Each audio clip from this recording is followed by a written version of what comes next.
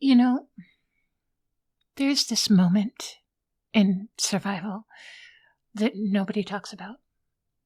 It's not like this dramatic rescue, and it's not that heart-pounding near-death experience.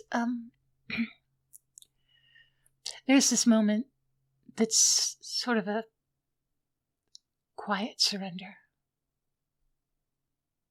It's that instant when you realize that you have possibly been wrong about something, or someone.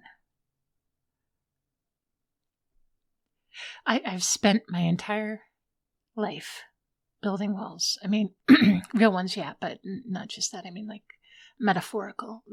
Those are pretty impressive too. Yeah, but real, very tangible barriers to keep people at a distance. Because out here, vulnerability is a luxury you cannot afford. You know, one wrong move, one moment of emotional weakness, and you are compromising not only your own survival strategy, but that of the people around you.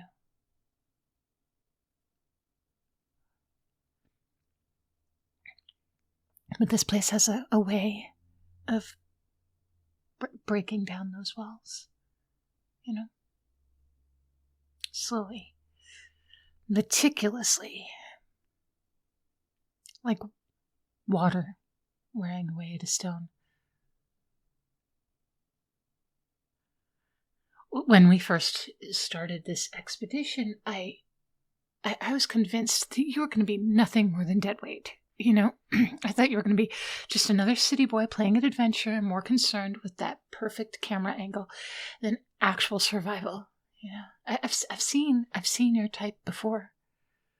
You romanticize the wilderness from the safety of an air-conditioned coffee shop and think that a weekend camping trip makes you an outdoorsman.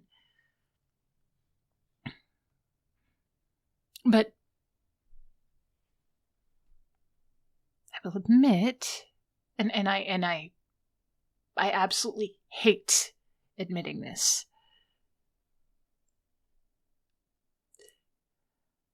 Something changed. That first week was a disaster. Every step of the way was a battle, not just with the terrain, but with you. With your constant questions and your city-bred hesitations and the way you would look at a mud puddle like it was some kind of existential threat. I was ready to radio in for emergency extraction and just leave you behind.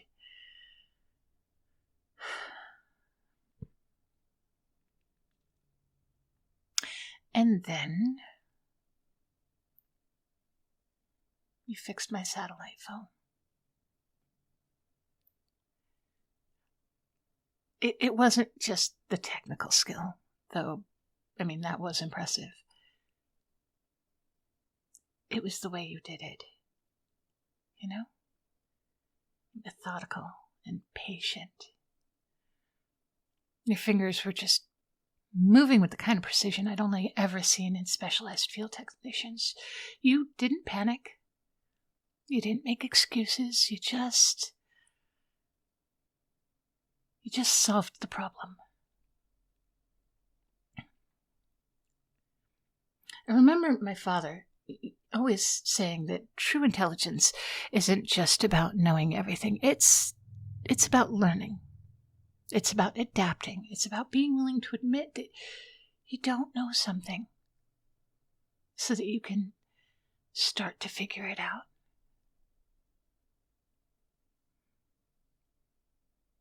And you reminded me of that. In an unexpected moment.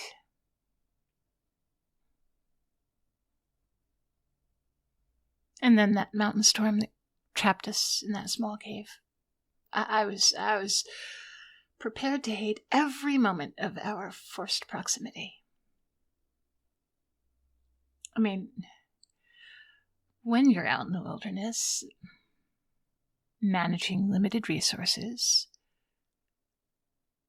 sometimes emotional space is the most limited resource of all.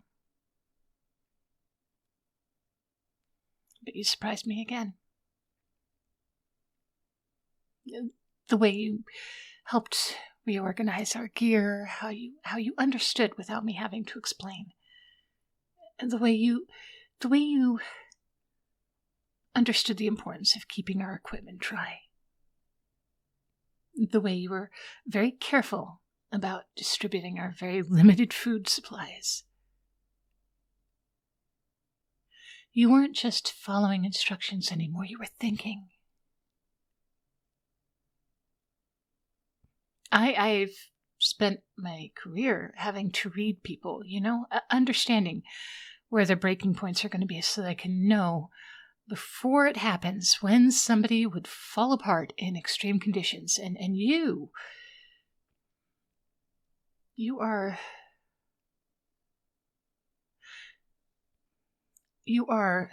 making me re-examine my assumptions. You are rewriting what I thought. A lot of people ask, about what are the most dangerous stories in my expeditions. They always expect these stories of near-death experiences or traumatic rescues, but the thing that always threatens me the most, it's not the physical threat. It's not that. It's about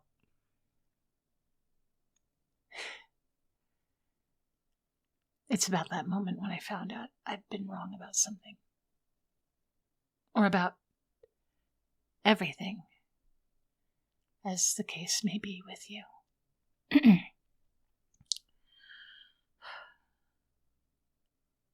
You did really well on that river crossing as well. That was something that changed my perspective.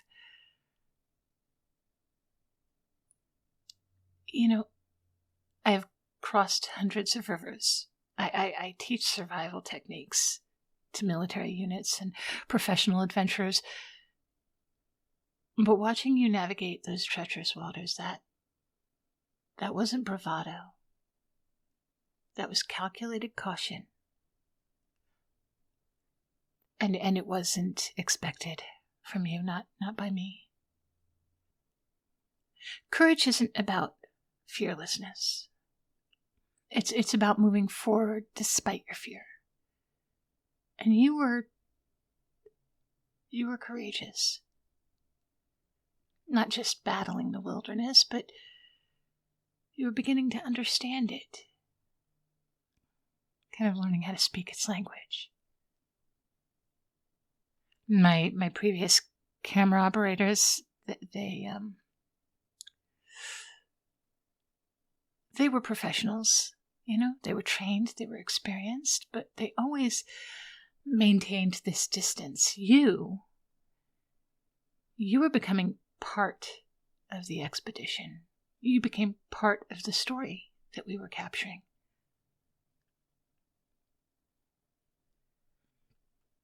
I don't make friends easily. You might be shocked to learn that, but in my line of work, relationships are transactional. You need someone who can keep you alive and someone who understands the rules of survival, the unspoken things. But you didn't start off that way, but something shifted with you.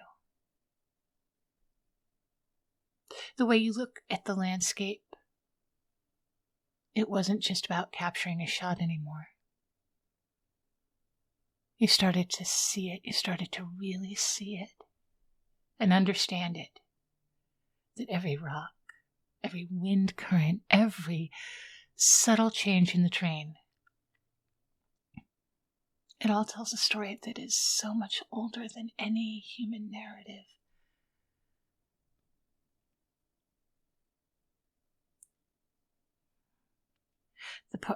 The part about being out here that's hard for me isn't about the physical endurance. It's about the connection. The environment part, that's easy, but to yourself, to the people around you. That's hard for me. And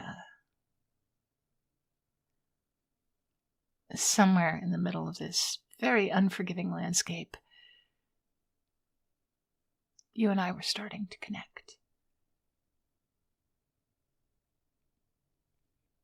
I told you that story, right? About my dad. My father's wilderness and my mother's suburban dreams, and how every summer, while other kids were at summer camp or watching cartoons, I was learning how to read landscapes. My father became a park ranger because he was a geologist first. The parks department hires a lot of scientists for resource management, and he was one of them. This calloused hand scientist who understood that every rock has a history. Every mountain range tells a story of geological transformation. And he's the one who taught me not just survival skills, but how to listen. Like I said, how to listen to the wind, how to listen to the subtle changes in the atmospheric pressure, to all the parts of the landscape that most people walk across without ever really seeing. And that story that I told you about, that very dramatic storm that we got caught in, right? That was my very first real wilderness expedition when I was a kid. I mean, not some guided tour, not a school trip, but a genuine, unplanned survival situation. We were supposed to be on this just simple geological survey with my father's research team. It was supposed to be a routine mapping expedition in the Sierra Nevada, but, mountains don't care about routines, do they? So the next thing you know, we're out there and it's suddenly very dark and we're all stuck. 3 days with no communication and limited supplies. And there's me, a teenager, who's suddenly realizing that, all of those years of training weren't just stories that my father had told. They were literally lifelines. I watched my father navigate us through that storm like he was having a conversation with the mountain itself. There's no panic, no dramatic heroics, just pure, calculated understanding. And we survived it. Not because we were strong, but because we respected the environment's power and all of its unpredictability. And that's something that most people, especially city people like you, initially never understand. That this wilderness isn't just a backdrop. It's not something to be conquered or photographed or turned into some romantic narrative. It's a living, breathing entity with its own entirely complex ecosystem of interactions. So when you first arrived on this expedition, you were everything I had come to expect from city-bred adventurers. You had the expensive gear, the pristine hiking boots, the camera that probably cost more than my entire survival kit. I was ready to write you off as another tourist playing at exploration. But, survival has a way of stripping away pretenses, doesn't it? It reveals the core of who someone really is. That satellite phone repair, it wasn't just technical skill. That was a moment of genuine problem solving. Of understanding that out in the wilderness, every piece of equipment isn't just a tool, it's a lifeline. You didn't just fix a device. You showed an adaptability that I clearly didn't expect out of you.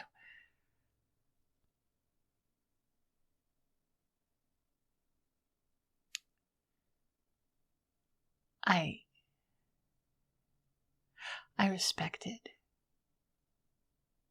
I respect you.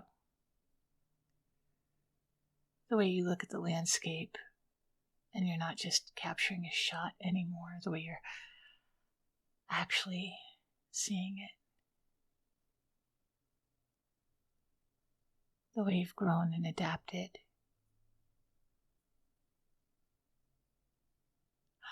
Don't misunderstand. I mean, I still think you're ridiculously city-like. I think your idea of roughing it used to be, staying in a hotel with limited room service. But you're changing, and you are adapting, and you are learning that unspoken language that the wilderness speaks. You're learning to survive.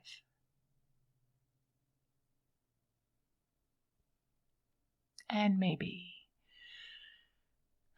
I'm also changing and adapting and learning to speak unspoken languages. And learning to live.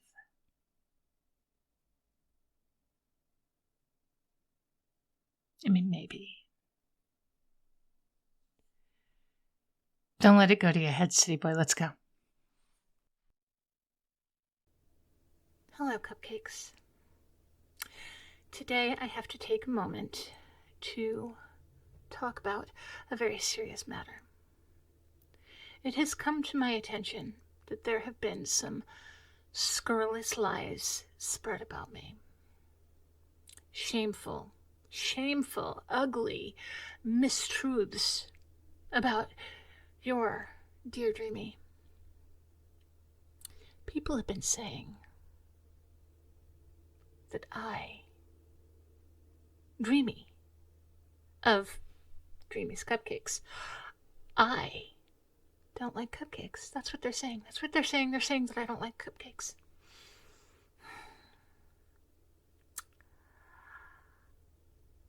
Okay, so there is a little bit of truth to that. Okay, so there's a lot of truth to that. Okay, so here's the deal. I love you cupcakes. You cupcakes are wonderful. You cupcakes are sweet and delicious in the most perfect ways.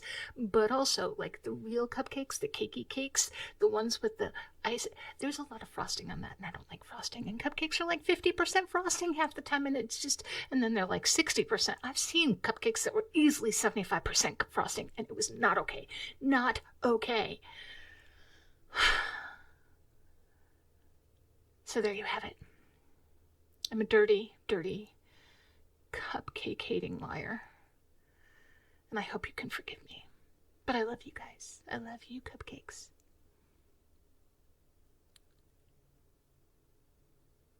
I'm also not an angel. Like, not really. Like, the wings are... They're drawn on. If I have to be honest about that the wings are drawn. The halo is borrowed. It's borrowed. But other than that, I think that's everything. I think that's everything. I hope you will forgive me. What is always true, though, is that I always adore you, and I am always grateful to you. You guys are so good. I appreciate your time and your attention. The fact that you're still here means the world to me. And when you guys share my videos, that, holy moly, I would like you all to do me a favor. If you share my videos on social media, please at me. Please tag me in your shares so that I can say thank you. You can find my social links in the cards down below. There's a little link in the in my description down below, and just say hi. Just link me, just at me, just tell me when you've shared my videos, so I can show you some appreciation, because I would like to thank you individually, because of course that's what I like to do. I am a little bit behind on my comments, but I will be catching up shortly. And I also have good to yourselves as you are to me. I will talk to you soon. Take care.